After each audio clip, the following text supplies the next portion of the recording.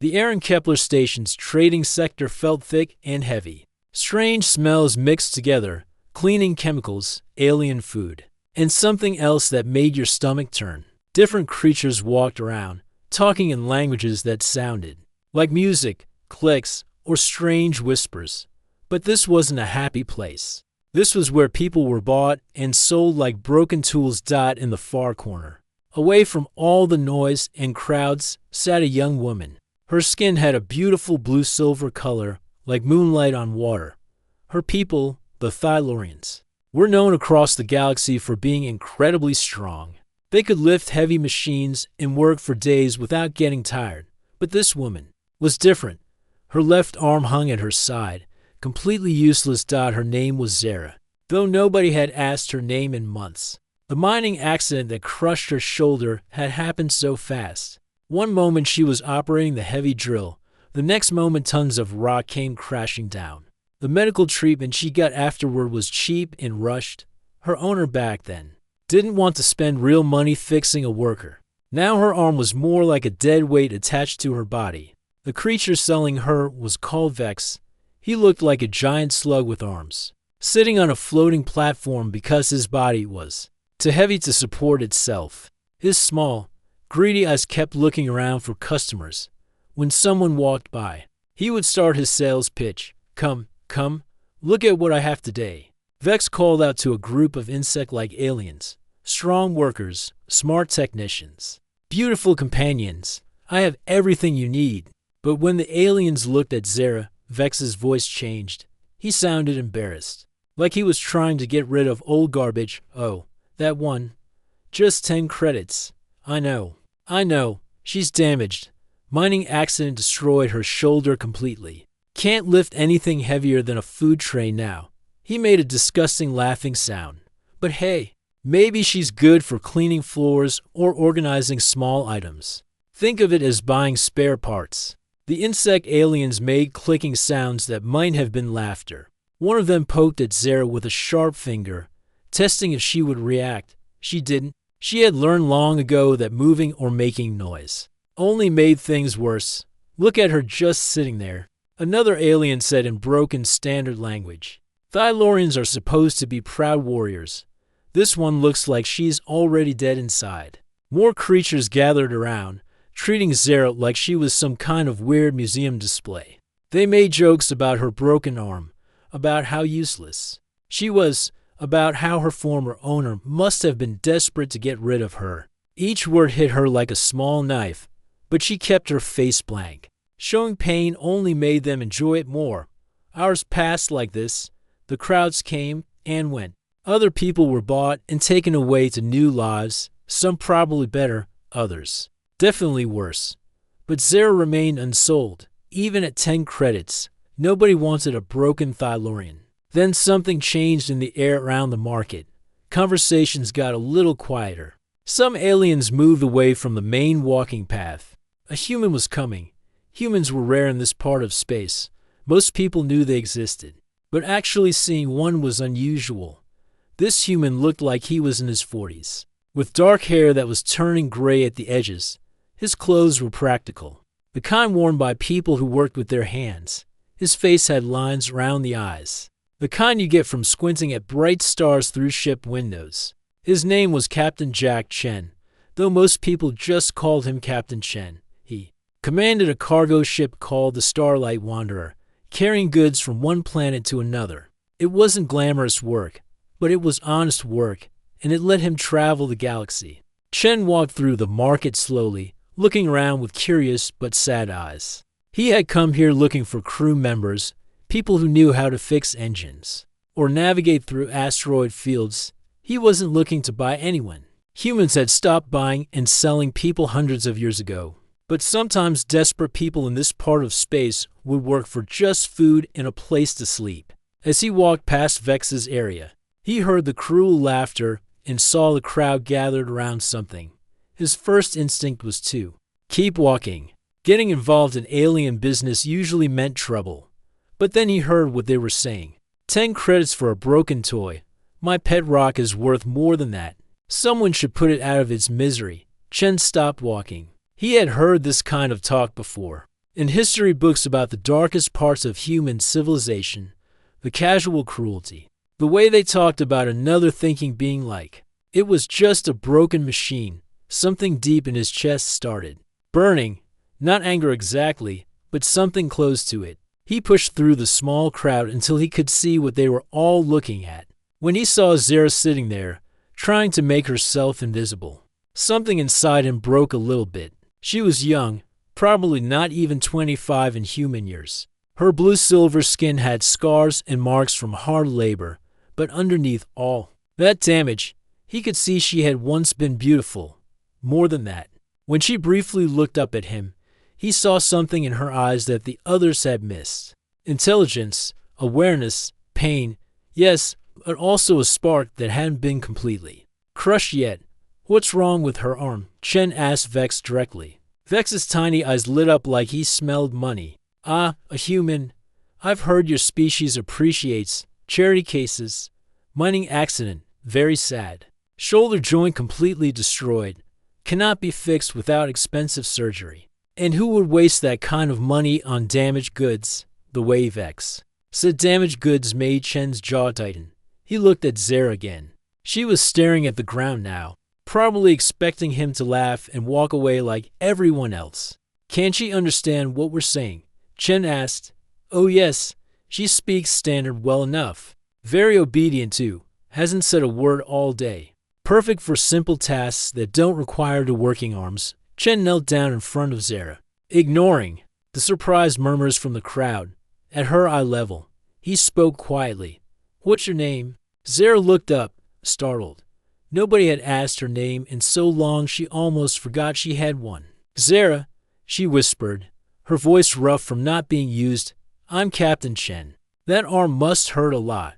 She nodded slightly, confused by the kindness in his voice. Chen stood up and turned to Vex. 10 credits, you said. Well, for a human, perhaps. We could negotiate. 10 credits, Chen repeated firmly, pulling out his credit chip. That's what you were asking. The crowd went completely silent. Even Vex looked shocked. You actually want to buy her? Vex stammered. I'm not buying anyone, Chen said clearly, making sure Zara could hear him. I'm paying for her freedom. As the credits transferred from Chen's account to Vex's, the fat alien shook his head in disbelief. Humans, he muttered, always wasting money on hopeless cusses. But Chen wasn't listening to Vex anymore. He was looking at Zara, who stared back at him with wide, frightened eyes. She didn't understand what was happening. In her experience, being sold just meant a new place to be hurt and ignored. Can you walk? Chen asked gently. Zara nodded and slowly got to her feet. She was taller than Chen expected, and even with her injured arm, he could see the natural strength her people were famous for. Come on then, he said, starting to walk toward the docking bays. Let's get out of here. As they walked away from the market, Zara followed a few steps behind, waiting for the trick, waiting for the pain, waiting for something bad to happen. But Chen just walked at a steady pace, occasionally looking back to make sure she was still with him. Behind them, the crowd was already losing interest and moving on to other entertainments. Vex was counting his 10 credits and complaining about humans to anyone who would listen.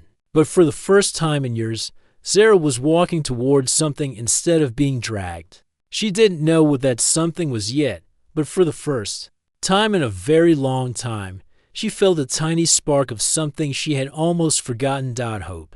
The Starlight Wanderer wasn't the newest ship in the galaxy, but it felt like home the moment you stepped inside. The walls were clean and painted in warm colors. Real plants grew in small containers near the windows, something Zara had never seen on a working ship before. The air smelled like coffee and machine oil. Good, honest smells that meant people actually lived here instead of just surviving. Captain Chen led Zara through the narrow hallways, pointing out different rooms as they walked. Kitchens over there, you can eat whenever you're hungry. No schedules, no asking permission. Bathrooms down that hall, and here's your room. He opened a door to a small but comfortable space. There was a real bed with soft blankets, a desk, even a small window that looked out into space. Zara stood in the doorway, afraid to go inside. "This is for me," she asked quietly. "It's yours." Chen said simply, "Door has a lock on the inside. Nobody comes in unless you invite them." Zara touched the door frame like she was afraid it might disappear. In all her years, she had never had a space that belonged to just her, even when she was very young. Before the mines, she had shared sleeping areas with dozens of other people. "I don't understand," she whispered. "What do you want me to do?"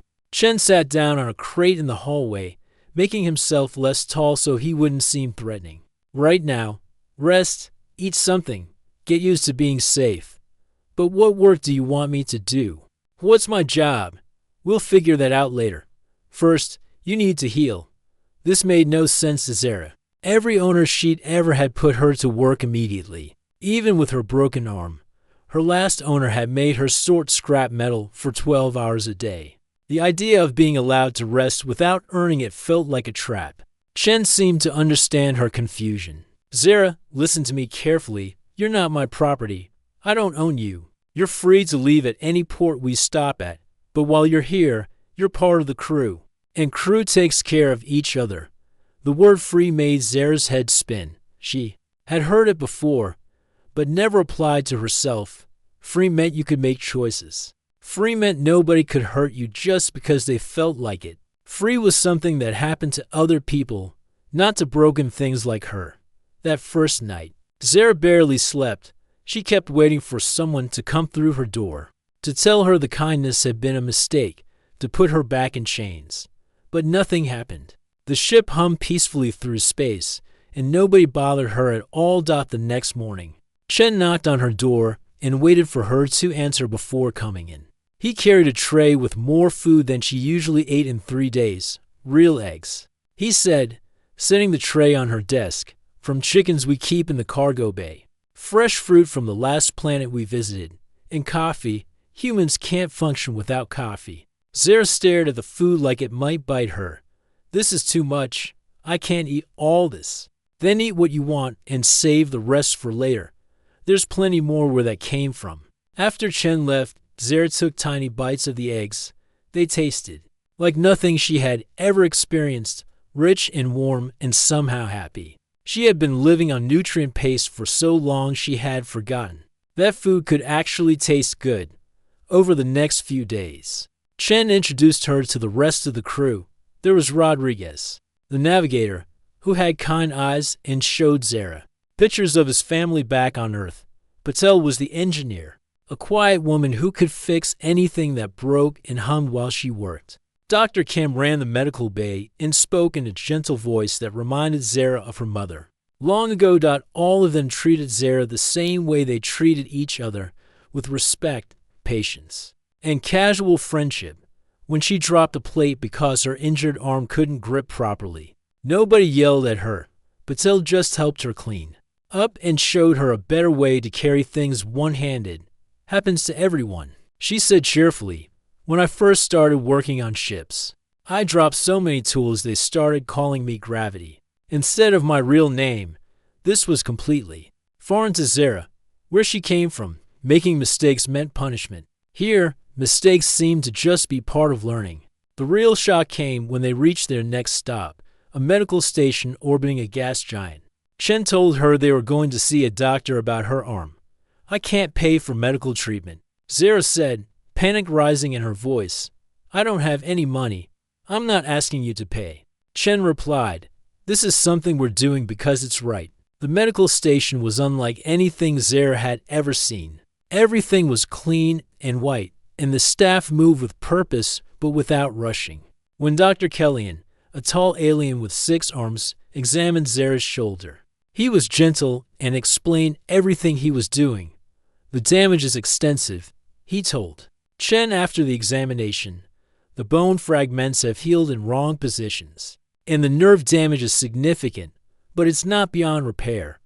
With surgery and rehabilitation, she could regain full use of the arm." "How much?" Chen asked. Dr. Kellyan named a number that made Zara's knees go weak. It was more money than she had ever seen in her entire life. It was more than most ships cost. It was impossible. "Do it," Chen said without hesitation. "Captain." Dr. Kellyan said carefully, "This is a very expensive procedure. Are you certain you want to spend this much on what?" Chen's voice got a little harder. "On helping someone who needs help. Yeah, I'm certain." As they prepared Zara for surgery, she grabbed Chen's hand with her good arm. "Why?" she asked, tears running down her blue-silver cheeks. "I don't understand why you're doing this. I'm broken. I'm worthless. Everyone says so." Chen knelt beside her hospital bed and looked directly into her eyes. "Zara, listen to me very carefully. You are not broken. You are not worthless. You're a person, and every person deserves a chance to be whole. But I can't pay you back. I can't do anything for you. You don't owe me anything. This isn't a trade or deal. This is what people do for each other when they can." During the long surgery, Chen sat in the waiting room and told Zara stories about Earth. He told her about humans who had fought against slavery hundreds of years ago, people who believe that no person should own another person. He told her about doctors who treated patients regardless of their ability to pay, about teachers who educated children simply because knowledge was important, about ordinary people who helped strangers just because it was the right thing to do. "But why?" Zara asked. "What do humans get out of helping people they don't know?" Chen thought about this for a long moment. "We get to live in a galaxy where help exists. We get to be the kind of people we want to be. And sometimes, we get to see someone discover what they're really capable of when they're not spending all their energy just surviving." The surgery took 14 hours. When Zara woke up, her arm was wrapped in bandages and connected to a machine that hummed softly. But for the first time in years, there was no pain. "The nanobots are rebuilding your damaged tissues," Dr. Kellyan explained. "In a few weeks, your arm will be stronger than it ever was before." As they traveled back to the ship, Zara kept flexing her fingers, amazed that they moved without pain. But the real healing wasn't just physical. Something inside her chest felt different too, lighter somehow, like a weight she had carried for so long she had forgotten it was there had finally been lifted. "Chen," she said as they walked through the ship's corridors, "I still don't understand humans." He laughed. "Most of the time, we don't understand ourselves either. But maybe that's okay. Maybe understanding isn't as important as just doing the right thing." That night, for the first time since she was a child, Zara fell asleep without fear. And for the first time in years, she dreamed about tomorrow instead of just trying to survive today. 3 weeks after the surgery, Zara woke up and realized something amazing. Her arm didn't hurt anymore. She sat up in bed and slowly moved her shoulder in a complete circle. No pain, no stiffness. Just smooth movement like it was supposed to be. The nanobots had done their job perfectly.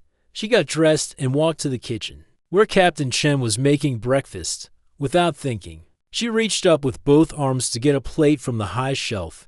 When she realized what she had done, tears started running down her face. "Hey, what's wrong?" Chen asked, concerned. "Nothing's wrong," Zara said, wiping her eyes. "Everything's right. I used both arms." "I didn't even think about it," Chen smiled. "That's how it should be. Your body working the way it's meant to work." But over the following days, Zara discovered something even more surprising than her healed arm. As she started helping around the ship, she noticed things that others missed.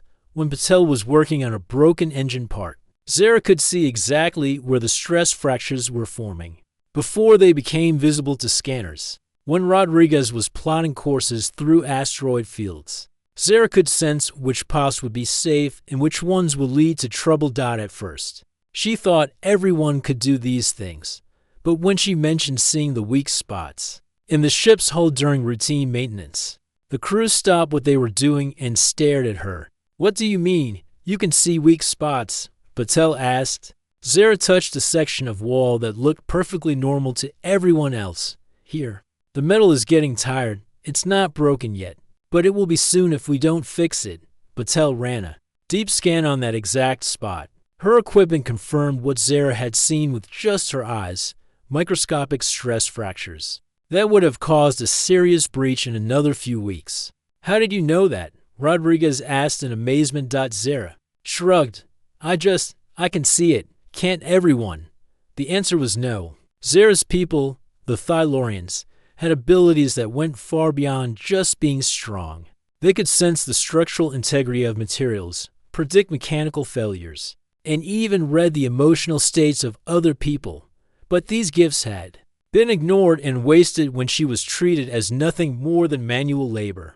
The first real test of her abilities came during what should have been a routine cargo run. They were carrying medical supplies to a colony that had been hit by earthquakes, and they needed to get there fast.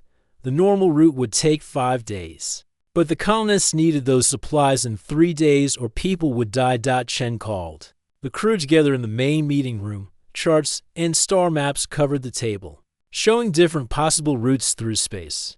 There's a shortcut through the Razor Belt asteroid field. Rodriguez explained. It would cut our travel time in half, but it's incredibly dangerous. Ships get torn apart irregularly. The asteroids move in unpredictable patterns. Patel added, our computers can't calculate safe paths because everything changes too quickly. Chen looked at the maps for a long time. We need to try. Those people are counting on us. Captain, Dr. Kim said quietly, it might be suicide. No ship has made it through the Razor Belt in over 2 years. That's when Chen did something that surprised everyone, including himself. He turned to Zara. What do you think? He asked. The room went silent. Zara looked around at the faces staring at her. A few months ago, she had been a broken thing that nobody wanted. Now the captain of this ship was asking for her opinion on a life-or-death decision. I think I might be able to help, she said slowly. I can't explain how, but when I look at the asteroid patterns, I can see paths that might work. It's like reading the stress patterns in metal, but with space itself. Rodriguez pulled up a real-time scan of the Razor Belt entrance. To him, it looked like complete chaos, thousands of rocks spinning and crashing into each other, with no pattern at all. But when Zara looked at it, she saw something different. There, she said, pointing at what looked like empty space. In 6 hours, there will be a clear path right through there. It will only last for about 40 minutes, but it goes all the way through. How can you possibly know that? Rodriguez asked. I don't know how I know.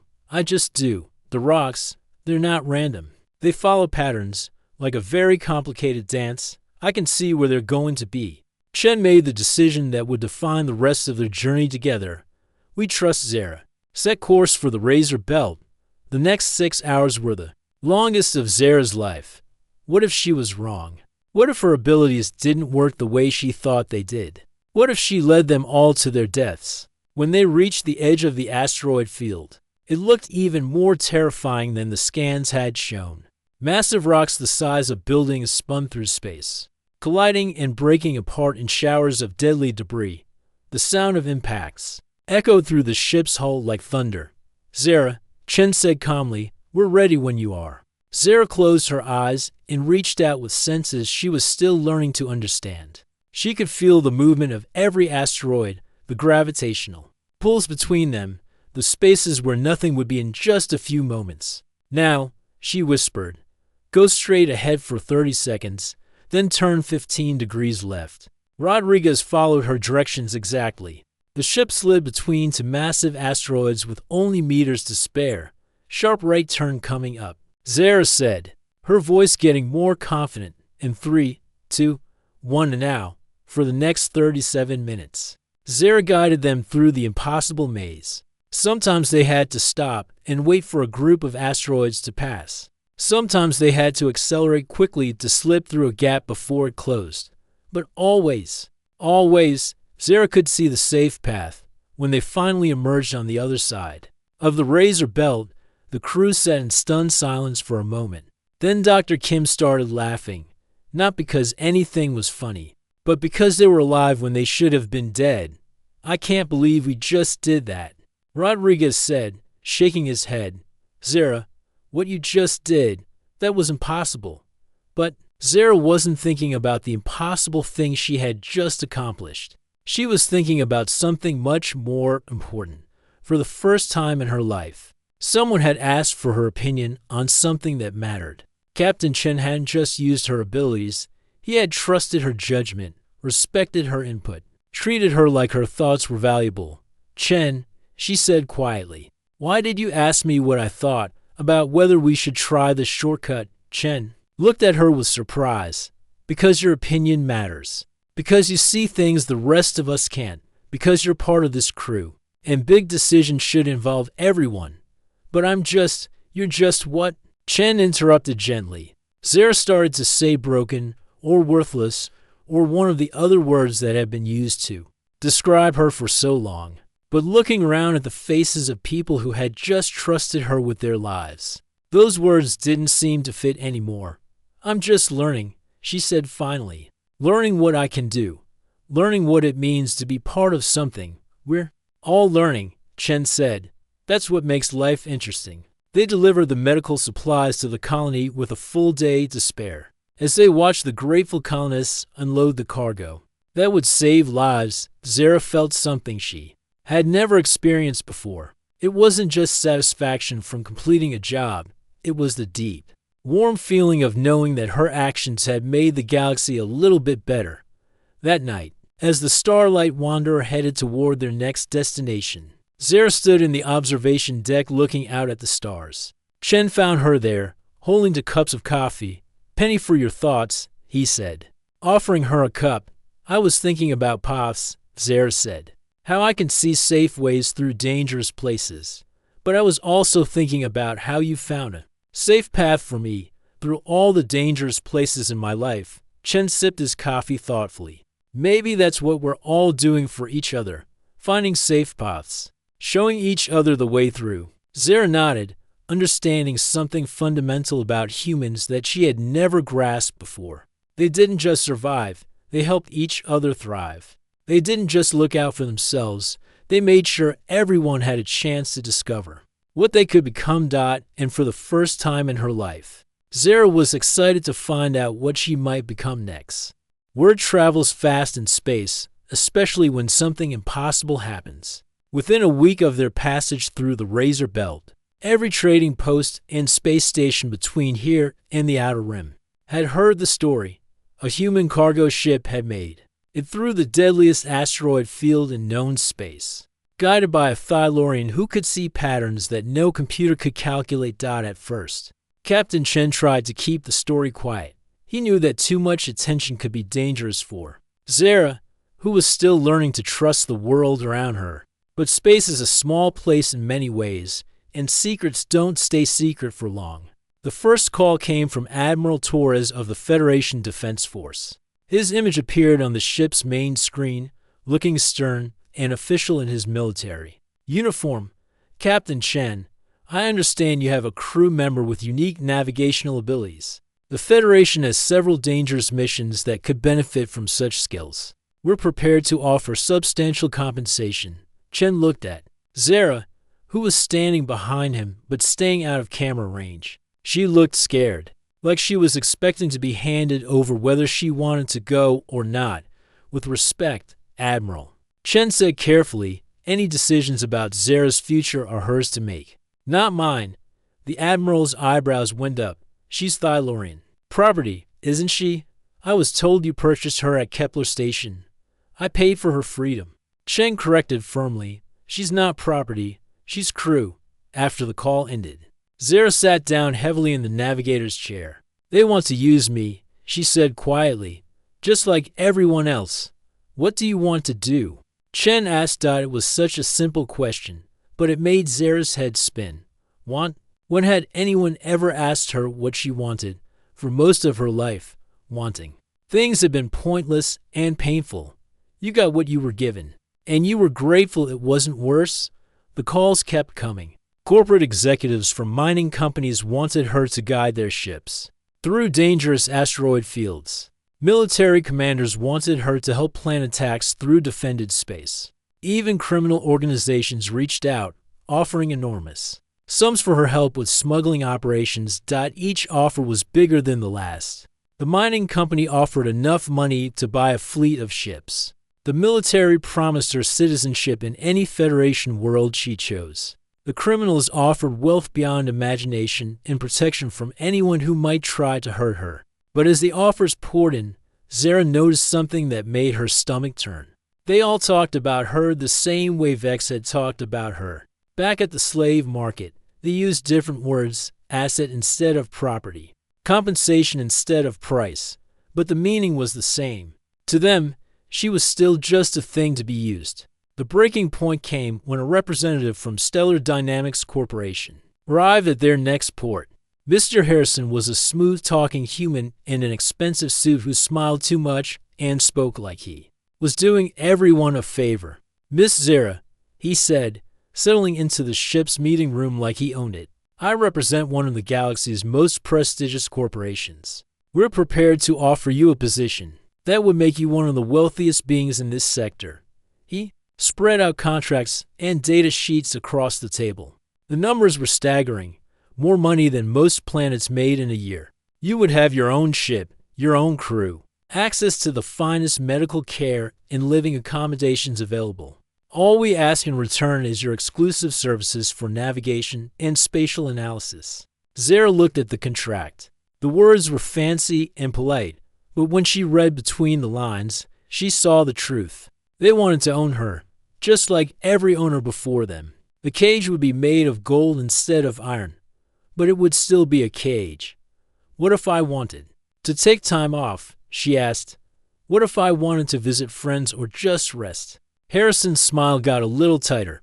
Well, naturally, we would need to schedule such activities around our operational needs. A talent like yours is far too valuable to waste on leisure activities. And if I decided I didn't want to work for you anymore, the contract includes a substantial penalty clause. For early termination, we would need to protect our investment. You understand? Zara understood perfectly. She looked at Captain Chen, who had been sitting quietly during the whole presentation.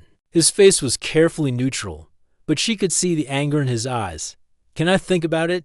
She asked Harrison. Of course, but don't think too long. Opportunities like this don't come around often, especially for someone of your background. After Harrison left, Zara walked out to the ship's observation deck. The station they were docked at was bustling with activity, ships coming and going, traders arguing over prices, families saying goodbye to loved ones heading off to distant worlds. It was the kind of life she had never been part of before joining Chen's crew. Chen found her there an hour later, staring out at the stars. "You're going to turn them down, aren't you?" he said. "How did you know?" "Because I know you. And I know you figured out the difference between being valued for what you can do and being valued for who you are." Zara nodded slowly. "They see me the same way everyone else always has, as a tool that happens to think and feel. The offers are bigger now, and the cages are prettier, but they're still cages." "What do you want to do?" Chen asked again. This time, Zara knew the answer immediately. "I want to stay here, with people who asked my opinion before they knew what I could do, with people who cared about fixing my arm before they knew it would make me useful." She turned to face him. "But I want to do more than just stay. I want to help other people like me, people who've been thrown away, people who've been told they're worthless. I want to show them what you showed me." Chen smiled. "That sounds like a plan worth making." The next morning, Harrison returned with an even better offer. He had clearly spent the night calculating how much Zara's abilities were worth, and the new contract made the previous one look like pocket change. "I've been authorized to increase our offer by 300%, he announced proudly. "This is more money than most people see in 10 lifetimes. Zara looked at the contract for exactly 10 seconds before pushing it back across the table. "No thank you," she said politely. Harrison's confident expression cracked. "I'm sorry. Did you say no? Perhaps you don't understand the scope of what we're offering here." "I understand perfectly. You're offering to buy me. The price is higher than last time, but you're still trying to buy me. This is a legitimate employment contract with penalty clauses that would keep me working for you for the rest of my life, whether I wanted to or not. That's not employment. That's just slavery with better paperwork." Harrison's friendly mask slipped completely. "You're making a terrible mistake. Do you have any idea what you're turning down? You could have everything: luxury, security, respect." "I already have respect," Zara said calmly. I have it from people who gave it to me when I had nothing to offer in return. That's worth more than all your contracts." After Harrison left in angry confusion, Zara felt something she had never experienced before. She had been offered everything the galaxy said she should want: wealth, power, luxury, and she had chosen something else entirely. She had chosen to stay with people who valued her as a person, not as a tool. That evening, the crew gathered in the kitchen for dinner like they did every night.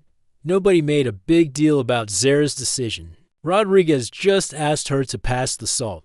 Patel told a funny story about her first day as an engineer. Dr. Kim shared pictures from her daughter's graduation. It was perfectly ordinary and absolutely wonderful.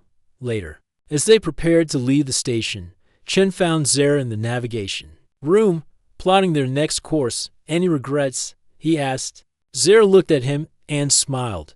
A real smile, the kind that came from deep inside where hope lived. "Just one," she said. "I regret that it took me so long to understand what you humans figured out a long time ago." "What's that?"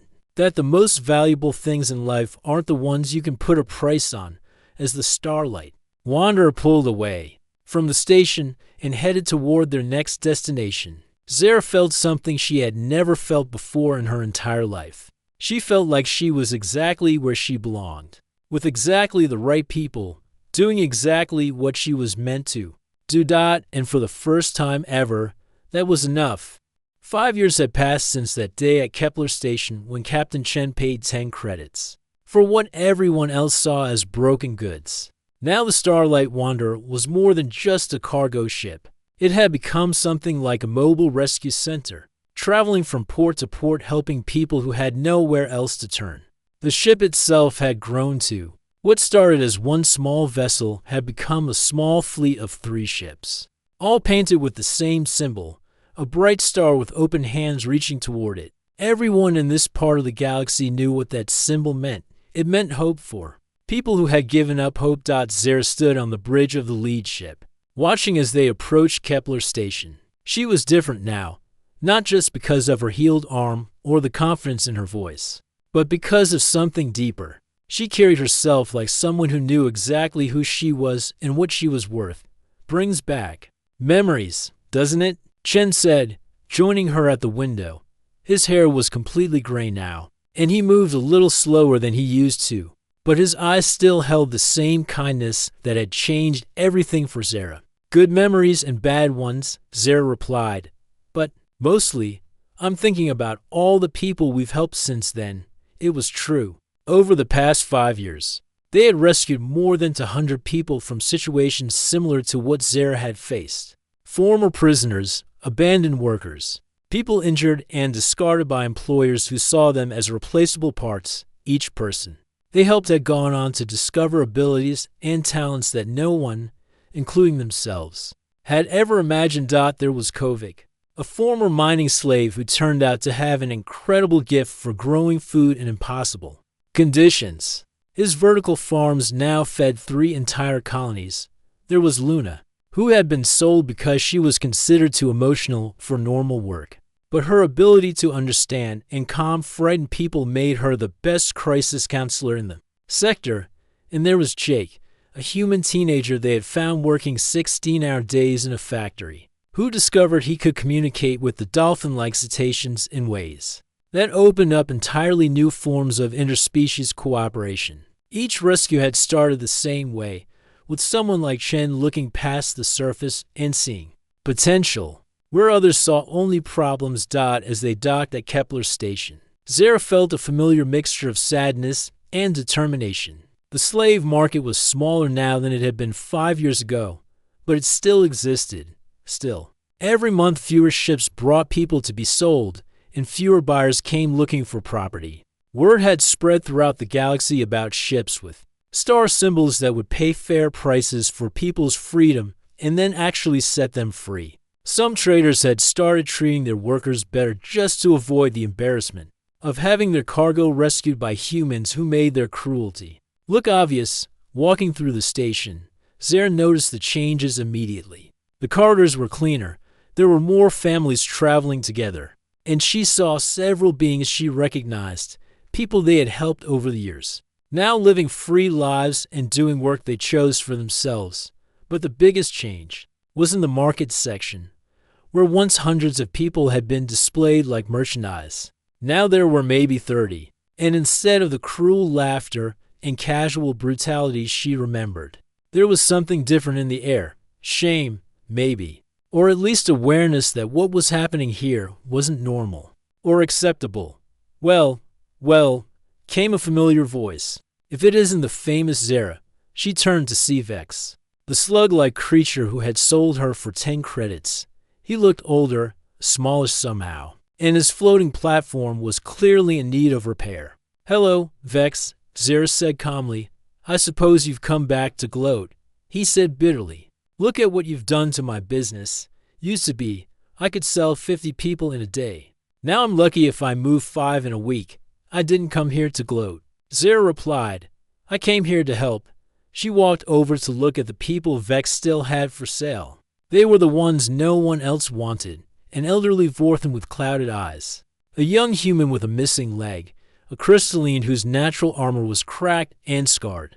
All of them looked up at her with the same hopeless expression she had worn 5 years ago. "How much for all of them?" she asked. Vex's small eyes widened with greed. "All of them? That would be expensive. Very expensive." "I didn't ask if it was expensive. I asked how much." 30 minutes later, 18 people walked out of Kepler Station as free beings for the first time in years. Some cried, some couldn't believe it was real. Some were angry, convinced it had to be some kind of trick. Zara understood all of these reactions. She had felt them herself once, back aboard the Starlight Wanderer. She gathered the newly free people in the main meeting room. They sat nervously, still waiting for the catch, still expecting to be told what work they would be forced to do. "My name is Zara," she began, "and 5 years ago, I was sitting where you're sitting now. I had been told I was worthless so many times that I believed it. I thought I was broken, useless, nothing more than a burden for anyone unlucky enough to be stuck with me." She looked around the room at faces that reflected her own past, scared, hopeless, damaged. "But I was wrong. And if you think the same things about yourselves, you're wrong too." She told them her story, about the mining accident, about being sold for 10 credits, about Captain Chen who saw worth where others saw waste. She told them about discovering abilities she never knew she had, about learning to trust, about finding family among strangers. "The most important thing I learned," she said, "is that your value doesn't come from what you can do for other people. It doesn't come from how strong you are, or how smart you are, or how useful you are. Your value comes from the simple fact that you exist, that you think and feel and dream." An elderly Vorthan raised his hand, "But I can barely see anymore." "What good am I to anyone?" "What's your name?" Zara asked gently. "Tamir." "Tamir, in my experience, people who have lived long lives and overcome great hardships often see things more clearly than those with perfect eyesight. Your wisdom might be exactly what someone needs to hear." Over the following weeks, as the small fleet traveled from port to port, Zara worked with each of the rescued people to help them discover their own hidden gifts. Tamir, the elderly Vorthan, turned out to have an incredible memory for star charts and navigation routes. The young human, Alex, had lost his leg but gained an understanding of prosthetics that helped him design better artificial limbs for others. The scarred crystalline, whose name was Harmony, had been damaged in ways that made her crystal formations grow in unusual patterns, instead of the perfect geometric shapes her people usually displayed. Her crystals formed flowing, organic designs that were breathtakingly beautiful. She became the first crystalline artist in recorded history. Each discovery was a victory, not just for the person finding their gift, but for everyone who witnessed it. It proved again and again that there was no such thing as a worthless person, only people whose worth hadn't been recognized yet. But the real change wasn't in the rescued people. It was in the galaxy itself. Other ships began flying with star symbols, copying their rescue operations. Space stations started posting signs saying they wouldn't allow the sale of people. Even some governments began passing laws making it illegal to own sentient beings. Captain Chen, now officially retired but still traveling with the fleet as an advisor, watched these changes with quiet satisfaction. You know what the best part is? He said to Zero one evening as they watched the sunset from a planet they were visiting. What's that? It's spreading. Not just the rescues, but the idea behind them. People are starting to understand what humans learned a long time ago.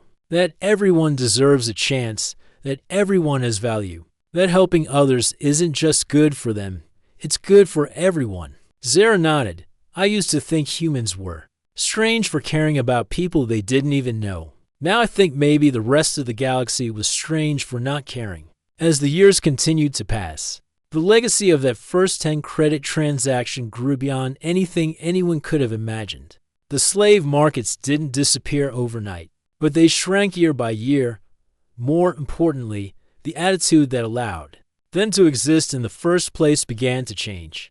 Children grew up hearing stories about the human captain who paid 10 credits for a broken slave and discovered a treasure beyond price. They learned that everyone, no matter how damaged, how different, how unwanted, had something valuable to offer the world. And in quiet moments, when Zara looked back on her journey from that corner of Kepler Station's market to the bridge of her own rescue ship, she understood something profound about the nature of worth.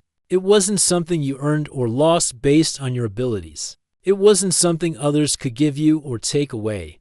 Worth was something you had simply by being alive, by being conscious, by being you. The tragedy wasn't that some people lacked worth, it was that so many people, including herself once upon a time, had never been taught to see it. But now, every time someone looked at a person others had discarded and saw potential instead of problems, every time someone chose kindness over profit, every time someone remembered that being human meant caring for all thinking beings, Chen's lesson lived on.